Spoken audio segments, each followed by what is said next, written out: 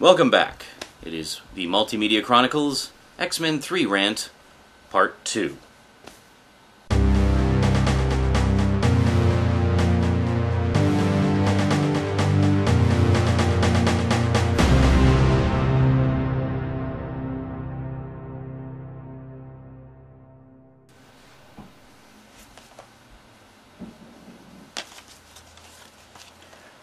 The first two were so good. So good. Where did it all go wrong? Well, as I sort of touched on in the last one, the first thing that went wrong was hiring Brett Ratner to direct it. I am getting really sick of this trend, okay, that seems to be happening all over the place. Hollywood sees a comic book that they see potential in turning into a live-action movie and making gazillions of dollars with. So, what's the first thing they do? Let's hire a director who knows jack shit about comic books. That makes sense.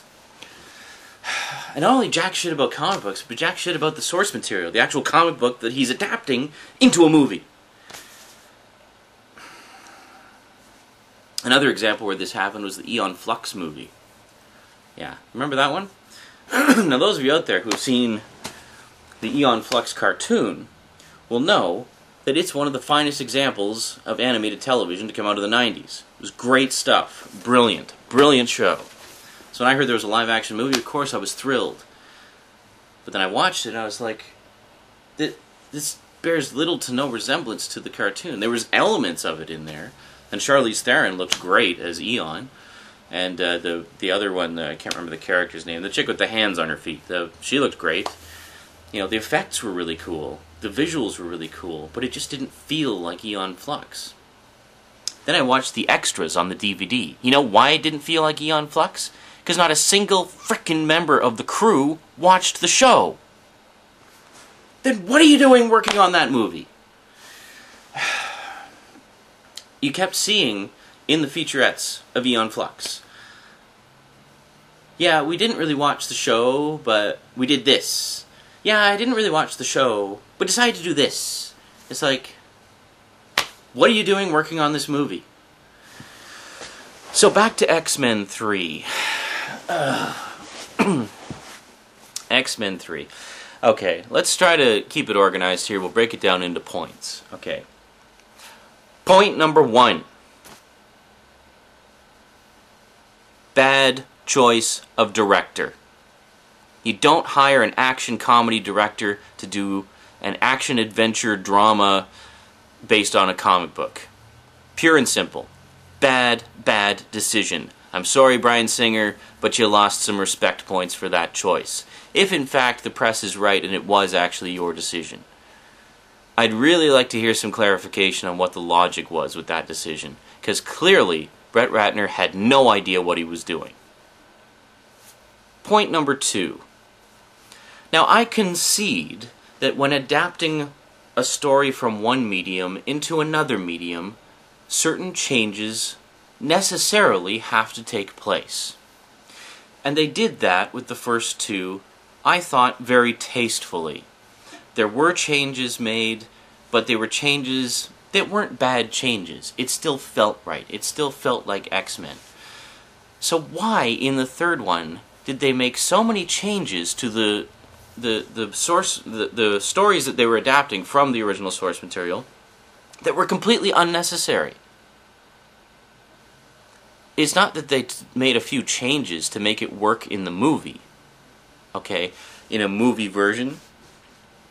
They completely threw out a good chunk of the legacy of the comics that fans know and love and hold dear to their hearts, and just made all these stupid changes.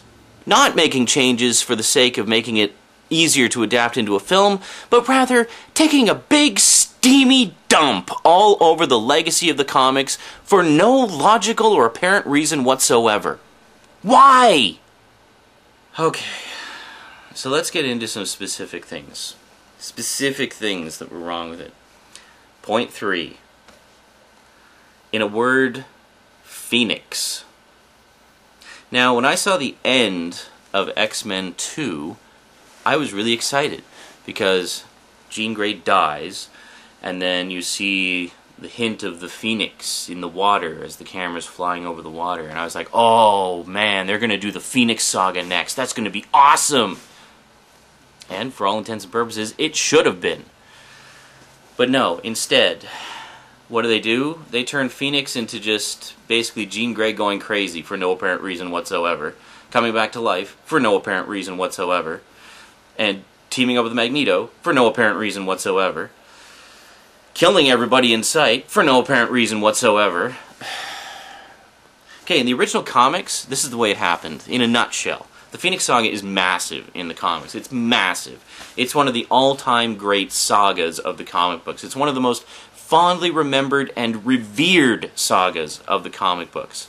It's been reprinted in trade paperback form countless times, and is really easy to obtain. I highly recommend you track it down and find it and read it, because it's great stuff. Now, in the original comics, Jean Grey didn't die and then become Phoenix. No, it was a much bigger story than that. Basically, she was chosen by this alien race to be host to the Phoenix entity. The Phoenix entity was this alien presence of some kind that basically took possession of her body, enhanced her powers ridiculously to help them and the X-Men fight in this war against a bunch of aliens. It was a huge, huge epic saga. What ended up happening was, after the war was over, after everybody had won, after all was said and done, the Phoenix didn't want to leave Jean Grey's body. The Phoenix stayed in Jean Grey's body and wanted to take control of it and be her. And it was this whole big thing for a long time. In the end, Jean Grey ended up dying. So basically, she originally became Phoenix and then died, and then came back later through that's a completely other story, which would take far too long to go into. But suffice to say, it was a huge epic storyline with just countless layers and facets and major events occurring throughout it. Not the least of which was the death of Jean Grey, who was actually one of the original X-Men members from way back in the 60s. So that was a huge deal that she had died. Which, so anyway, so there's this beautiful epic story that could have made, I mean, you could have taken elements of it and condensed it down into some workable form and incorporated that into the movie. But instead, no. They took the Phoenix legacy, the Phoenix character, and just crapped all over it and basically turned her into a glorified thug with psychic powers. Like, give me a frickin' break. That's ridiculous. Point 4. Speaking of deaths, why did all those characters have to die? Why? What was the point? Because Brett Ratner heard in passing that, oh, apparently they kill off major characters a lot in the comic books. We should do that in the movie. It'll be cool. The fans will like it. Yeah, in the comic books, it happens within the context of a story. It happens for a reason. It happens with purpose behind it. You know, sub-point 1, under point 4, Cyclops dying. What the hell was that? That was ridiculous. I don't care if he was a pansy. I don't care if he was a dick and everybody hated him. He was a major character and deserving of at least a modicum of respect for his frickin' death scene. That death scene was pathetic. It almost seemed like he was killed as an afterthought so he could go off and do the Superman movie. It's like he shows up, Jean's alive, he's like, oh my god, Jean's alive. She walks up to him, kills him, the end. Like, what the hell? I think it was Harry Knowles, actually, on Ain't It Cool News, raised some really good points about that whole scene, and why Brett Ratner fails as a director in this kind of thing. If Bryan Singer had done that scene, it would have had emotional resonance. It would have had impact. You would have felt something. Even though it's Cyclops and you hate him, you'd still have tears streaming down your cheek because he's a good fucking director and knows how to milk an emotional scene for all it's worth. Brett Ratner, on the other hand, just added it as a fucking afterthought and didn't even let the scene breathe at all. He basically just threw those two characters together, had one kill the other, let's cut to another scene, come back, we'll find his glasses later, and that's it, done. Bye-bye, Cyclops. Subpoint 2. Why did Xavier die? Why? What was the point? Why? Because the stupid, fucked up Phoenix character was so out of control that basically anybody who came anywhere near her was going to die, regardless. Basically, the character that bore little to no resemblance to the original comic book character.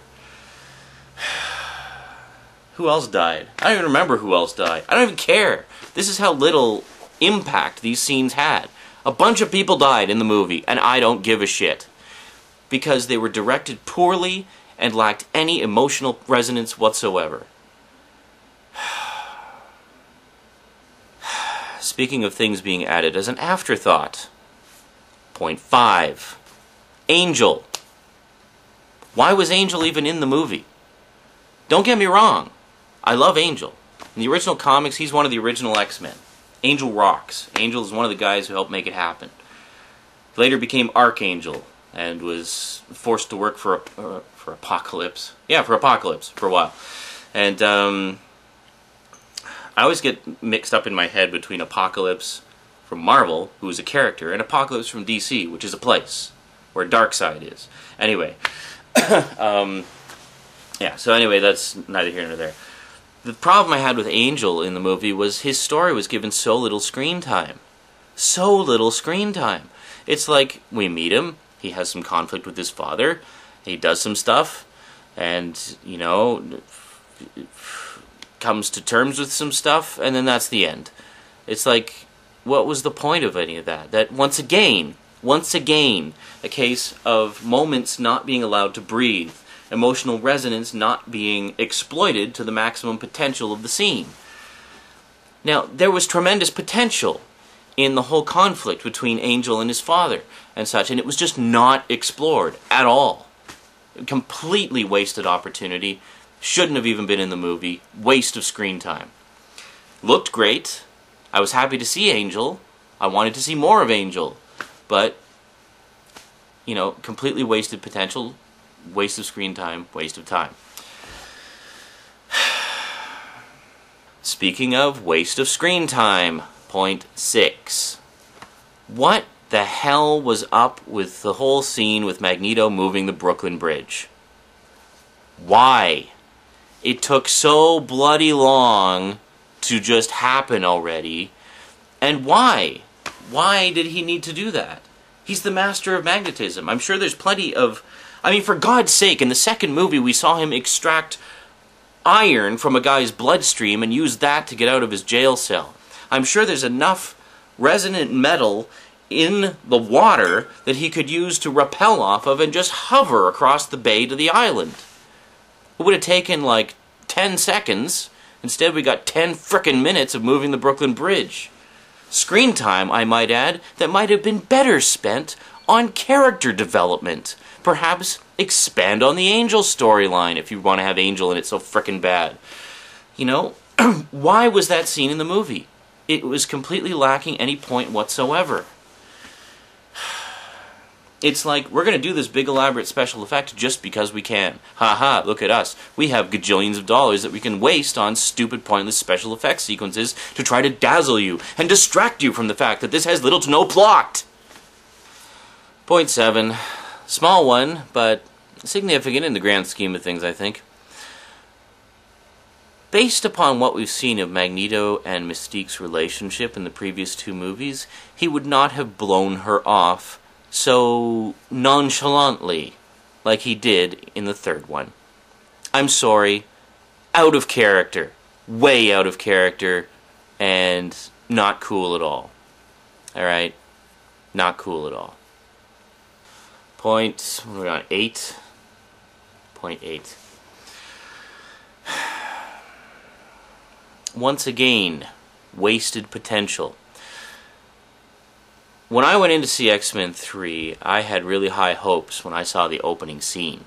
The whole Danger Room sequence where we got to see a Sentinel in action, where we got to see Colossus and Wolverine do the fastball special. I was like, oh yeah, I can already tell this movie's going to be full of so much fan wank, I'm going to be like unconscious with excitement by the end of it. But no, because after that super cool opening scene, it takes a serious left turn into what the fuckville. Now here's the problem with that opening scene, okay? Here's the problem. There's a Sentinel in it. Why is that a problem? You think, what? What's wrong with that? Sentinels are cool. Sentinels rock. Sentinels hunt down mutants, and we get to see lots of cool fight scenes involving Sentinels and mutants. Oh yeah, fastball special all the way. Woot woot. Here's the problem with it. How the fuck do they know what a Sentinel is? How do they know what one looks like?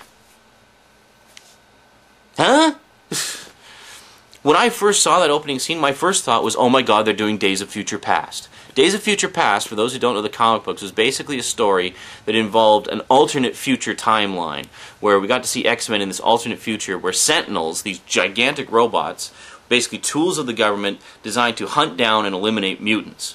So the X-Men have been reduced to this band of like freedom fighters trying to liberate the world of mutants from this oppressive rule. It was really good. It was like a Terminator kind of future with, you know, X-Men as you know, outcasts and such, and having to, and you know, rebels and whatnot, trying to just survive.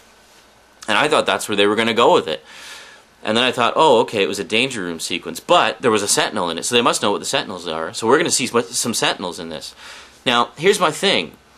I think, based on what we saw in the first two movies, in particular the second one, where they're really starting to push for control of mutants and stuff like that, I thought it would have been a logical continuation of the story to have the Sentinels figure into it in the third one.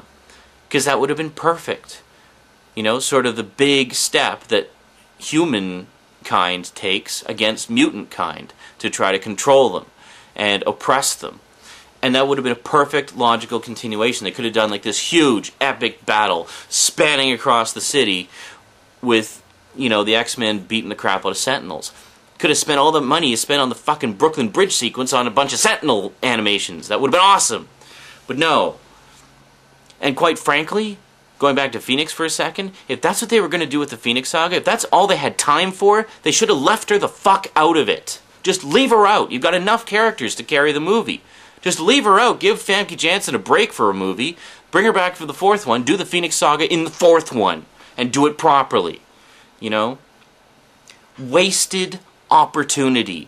Squandered potential. Why? There was no reason for it. If people had just read the frickin' comics, just read some of the significant storylines, the historically favored ones, you know, the favorites, the fan favorites, the favorites of the people who actually give a shit about the characters and the world that it's set in. The other thing was they call it like the last stand, like the last battle. The war has come. That wasn't a war. That was like a bunch of, you know, good mutants fighting some bad mutants on an island in the middle of the bay. Who cares? That had no weight to it at all. There was nothing was at stake. It was basically, if both sides killed each other, the rest of the world would keep on going. There was nothing at stake. Point 9. The Cure Gun. What the hell was that all about?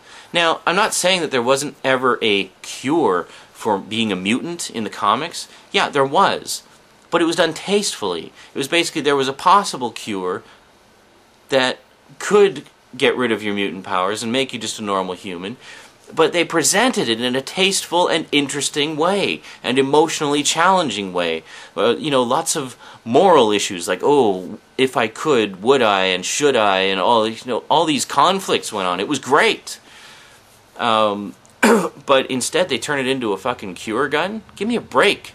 That is like a total Hollywood plot device of bullshit that makes absolutely no sense whatsoever within the context of the comics.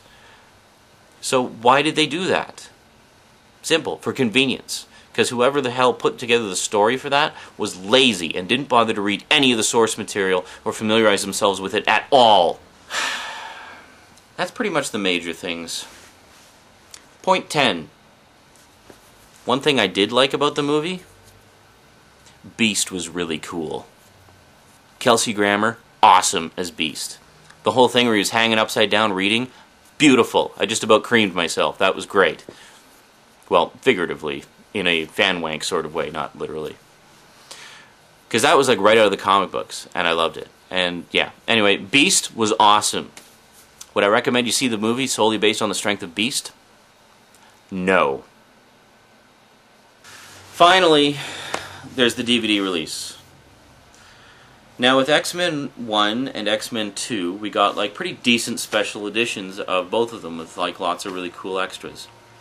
X-Men 3, many of you may not know this, they released it with a collection of no less than 20 deleted scenes. And I thought, maybe the deleted scenes have the good stuff that they just didn't have time to fit in the theatrical release for whatever reason.